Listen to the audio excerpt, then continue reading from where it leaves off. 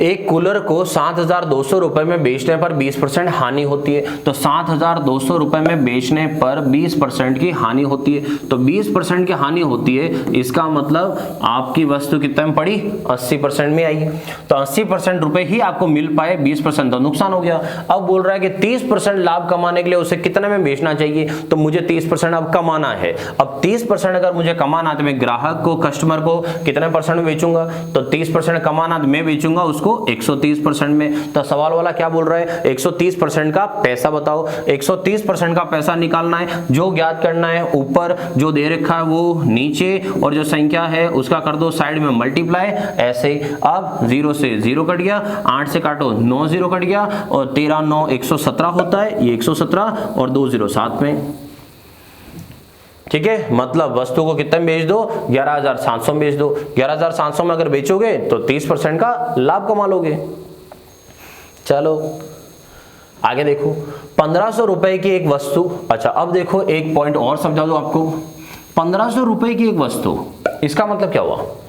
जैसे कोई भी सवाल आता है, 1,500 रुपए की एक वस्तु पर 25% लाभ कमाने के लिए उसे कितने में बेचना चाहिए। तो 1,500 रुपए की वस्तु है, ये कैसा क्या मतलब हुआ। तो मैंने आपको स्टार्टिंग की थी तब बोला था ये पेन 20 रुपए का है, ये पेन 20 रुपए का, रुपए बोले थे। फिर मैंने बोला था कि इसको मैं प्रतिशत में बोलना चाहूं तो कितना बोलूंगा, 100%। तो ये याद रखना, कभी भी ऐसा आए कि एक वस्तु 200 रुपए की है, ये टेबल 500 का है, ये पंखा 1200 का है, ऐसा कुछ भी नाम आए, मतलब ये सब अपन क्या मानेंगे, क्रय मूल्य। जब तक कि उस पर ये नहीं लिखा हुआ हो, मतलब ये नहीं बोला जाए कि इस पर 20 रुपए लिखा हुआ है। याद रखना दोस्तों, अगर बोला जाए कि पेन पर 20 रुपए लिखा हुआ है तो ये कौन सा है, अंकित मूल्य है, एमआरपी अंकित मूल्य है, प्रिंटेड वैल्यू। ठीक है, और अगर मैं बोल रहा हूं कि वस्तु 1,500 की है तो वस्तु 1,500 की है, इसका मतलब हुआ कि ये क्रय मूल्य है, कॉस्ट प्राइस है, जो 1,500 रुपए है। ठीक है, अब सवाल क्या है, 1,500 रुपए की एक वस्तु पर 25% लाभ कमाने के लिए उसे कितने में बेचना चाहिए। 25% मुझे कमाना है उस पे, तो कितने में बेचूंगा। तो दो तरीके हैं इसके, एक तो आप चाहो तो पहले कमाई निकाल दो कि आपको कमाना कितने रुपए है। एक तो या तो निकाल दो कमाई कि कितने रुपए कमाने, और फिर आप 1,500 में जोड़ दो, या फिर दूसरा ये कि सीधे ही निकाल दो कि बेचना ही कितने में। तो 25% अगर मुझे कमाना है तो मैं कस्टमर को बेचूंगा 125% में। तो वस्तु है मेरी कितने की, तो मैं दोनों तरीके बताता हूं। वस्तु है मेरी 1,500 की, अगर मुझे 25% कमाना है तो मैं कस्टमर को बेचूंगा डायरेक्ट 125%। 125%, तो यहां पर ये है कि 1,500 का 125%, 125% का मतलब इंटू परसेंट हटाओगे तो बटा में क्या आ गया, 100। अब 25 के पार्ट से कट रहा है तो 25 से 5 और 25 से कितना आया, 4। ठीक है, अब 4 से काटना चाहो तो कटेगा कि नहीं कटेगा। तो इतना आप सबको पता ही होगा, किसी भी संख्या के पीछे 2 0 जब आ जाए तो 4 से हमेशा कटता ही वो नंबर।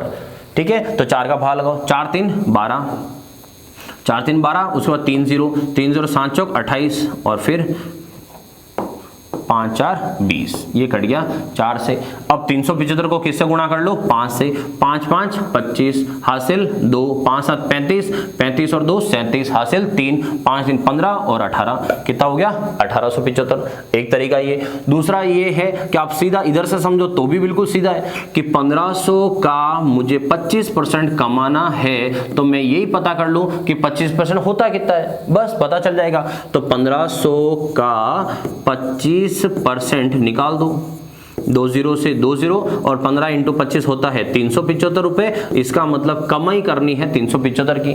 अब आप चीज तो आपकी चीज कितने की है, 1,500 की। आप चाहते हो मैं ग्राहक से 375 रुपए कमाऊं, तो इसका मतलब आप ग्राहक को क्या बोलोगे कि भाई 1,500 तो मेरी खरीद है, 375 ऊपर से उसे लेने। तो ग्राहक को अपन सीधा बोलेंगे कि भाई साहब वस्तु 1875 की पड़ेगी आपको, ताकि ग्राहक से अपन कमाई भी ले लें और कॉस्ट प्राइस भी ले लें। राइट।